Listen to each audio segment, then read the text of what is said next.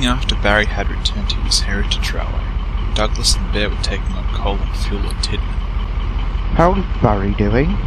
Bear asked. He'd seen the rescued engine working on the Wildnorwester, but hadn't had much of a chance to talk to him. He's doing fine. I think he's finally laid his demons to rest. Bear smiled. I'm glad to hear it. Say, that new engine's due to arrive today, isn't it? Aye, I think it's within the next half hour or so. Before Bear could reply, an unfamiliar whistle sounded out. Make that the next few minutes then? Bear chuckled, and both engines looked back. An unfamiliar engine was puffing into the yard, and for a moment Douglas thought it was Wilbert. Then he realised that the newcomer's paint was green, not blue. "Good morning," Douglas said cordially, as the newcomer pulled up alongside. "My name's..." "Douglas. I can read, you know. Now I expect you've got some work for me." "I beg your pardon," Douglas said, taken aback by the other engine's rudeness. "Your controller told my manager you needed help with the workload on this Alsberg line. I'm assuming you've got something for me to do." Douglas, weren't you telling me you needed to take those empty ballast trucks to Alsborough Chute on the back of your slow goods? Huh? Oh, aye. If ye could take those to the Alsdale Railway Chute, Sheffield, that would save me a wee bit of time. "More than a wee bit, I imagine," Sheffield replied, and he chuffed off to collect the trucks. Sheffield bumped the trucks hard as he backed down. "Oi! Oi!" exclaimed the trucks. "There's more of that if you try any tricks. I'm expecting no nonsense," Sheffield said firmly, as his driver coupled him up. After his crew made arrangements with the yardmaster, he quickly departed the yard. What a rude engine, Bear commented once Sheffield had left. "Aye, but he is eager to work.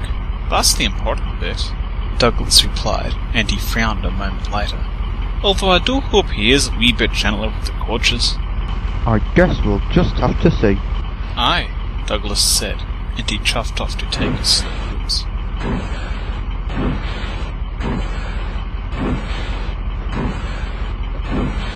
Meanwhile, Sheffield was heading along the Little Western.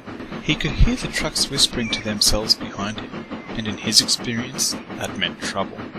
"That's enough," Sheffield called, and he bumped them.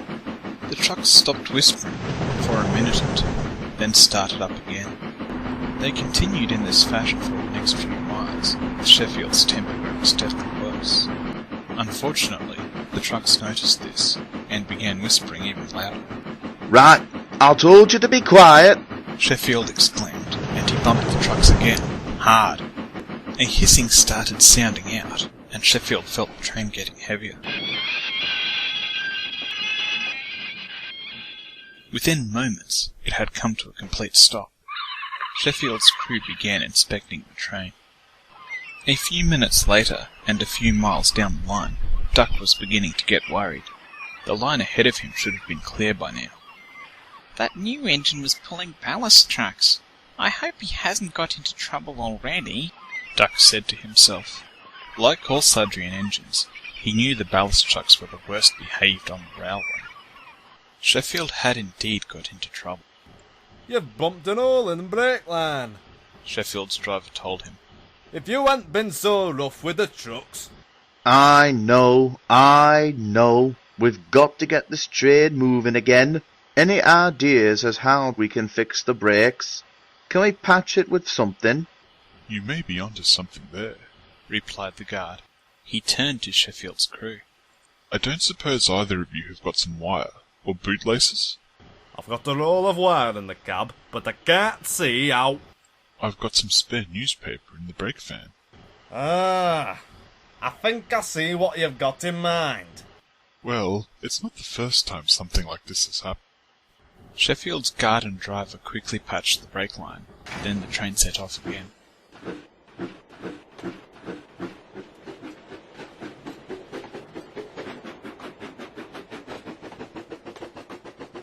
Sheffield delivered his trucks without any further incident. After he'd dealt with their brake line trick, the trucks hadn't given him any more trouble. He chuffed back along the line behind the sheds, stopping next to where Duck was waiting. "You must be Sheffield," said the Great Western Engine. Yes. Who are you? "My name's Montague, but everyone calls me Duck." Sheffield scoffed. Duck, huh? "Yes, it's my name, just as Sheffield is yours." I chose it because I used to work there. How did you end up named after a bird? You wouldn't have flown or laid an egg in your life. Duck smiled, recalling a prank by a certain Scottish engine. "You'd be surprised. Anyway, Sheffield, there was something I wanted to ask you. When I went by Callan, I noticed that one of your ballast trucks seemed to have been shunted aside. It seemed to have some newspaper and wire wrapped around the brake line." They tried to give me some trouble. Do you blame me for trying to bump some sense into them? "That's not how we do things around here. Being rough with the trucks only leads to trouble." Fine, I'll work on it. Duck frowned, angry at being brushed off. But before he could reply, the signalman from the nearby signal box walked up to the two engines. "I've just received a message from Tidmouth Holt. Oliver's failed with his slow goods." "He's failed?" "I think it's his injector. Douglas will be taking over his train. One of you is going to have to cover Oliver's next passenger run." "I'll go get Alice and Mirabelle." "We don't have time for that, Duck. We've got that farm produce to bring down from the Olsdale Railway," Duck's driver said. I could look after Oliver's passengers. Duck shot a look at Sheffield. "You'll need to be careful." I can handle coaches. What do you think I've been doing on a heritage railway for the last 2 decades? Duck looked closely at the other engine. "You'll need to collect Isabel and Dulcie. They're in the yard at Callan." Sheffield departed, and Duck watched him go, worried. He wasn't comfortable leaving his branch line's passengers in Sheffield's buffers. After all, he had bumped his trucks hard enough to rupture the brake lines. "Has he ruffled your feathers, Duck?" Donald asked, as he came forward off the turntable. He'd overheard most of the conversation between the two tank engines. "I'm just a bit worried, Donald." "I gathered that, but dinna forget, we're all a wee bit rougher with trucks than we are with coaches," Donald said. He knew the Great Western Engine's pride could sometimes get the better of him. "I suppose you've got a point, Donald," Duck replied. "I wouldn't fash myself too much if I were ye," Donald said, and he departed to take his fast goods.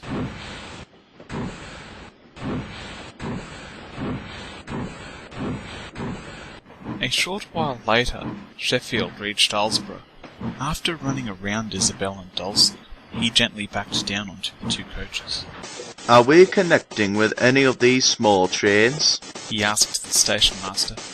"Jock was due in about 5 minutes ago. Several of his passengers usually catch your train." I see. Is that a guaranteed connection? "Not really," the station master replied. A moment later, the guard blew his whistle. Another, urgent one cut through the air. "Wait! Oliver! Hold on!" Jock called as he sprinted towards the station. He means us, driver. We better wait. They did so. Jock pulled into the station, looking very relieved indeed. That was a close one. Phew! You can say that again. Try whistling a bit sooner next time. Another moment and I've gone. I'll keep that in mind. A couple of minutes later, Sheffield had departed and smoothly brought the train up to speed. He was careful not to bump the two coaches. He could hear them chattering between themselves as he headed along, and they didn't sound too upset. He made up the brief delay along the way, and arrived at Tidmouth right on schedule. "Thank you, Sheffield. That was a smooth run," Isabel said, as the last of the passengers disembarked. You coaches do need to be treated right. No point in bouncing you and your passengers around like jumping beans, replied the austerity tank. A moment later, he left to shunt the coaches in the yard. After shunting Isabel and Dulcie, Sheffield puffed over to the coaling tower. Donald was already taking on coal there, having finished his goods run earlier. Are you nearly done? I've got to take the return of that passenger train. Donald glanced over. "You dinna mince words, do ye?" he said, with a slight chuckle. "The station master's already spoken to me about that. I'm to take it back, as I'm already turned. The Fat Controller asked that ye look after Dougie's goods, down to Knapford, Makes sense. Where are the trucks I'm to take? On that truck, over there, Donald replied. A moment later, his crew climbed back into his cab, and he troughed off to pick up the coaches for the return run. 10 minutes later, Donald was heading along the Little Western. Excuse me, Donald. May I ask you something? By all means, Isabel. Dulcie and I are a bit puzzled by that new engine. How so? His manner is, well, rather tetchy, and he's a bit rough. I mean, we heard about that incident with the ballast trucks. But the way he looks after his coaches, going by that, he's a gentleman. He dinna say, Donald said. He considered it for a moment. I think Sheffield used to be an industrial engine.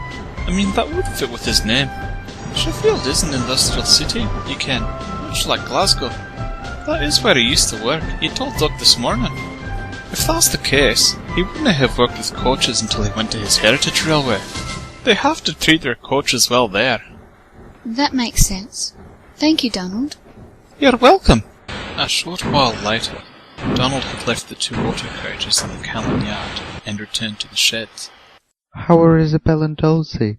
Oliver asked, slightly concerned. They're fine, Oliver. I looked after them, as did Sheffield. Oliver blinked, surprised. Really? I mean, I heard about his incident with the ballast trucks.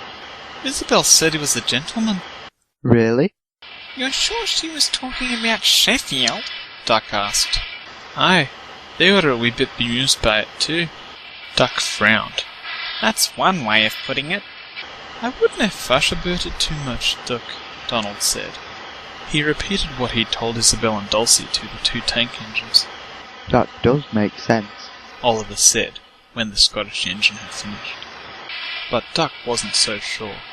He'd never known an engine to have such a change in demeanour between trucks and coaches. He couldn't help feeling that Sheffield didn't quite add up.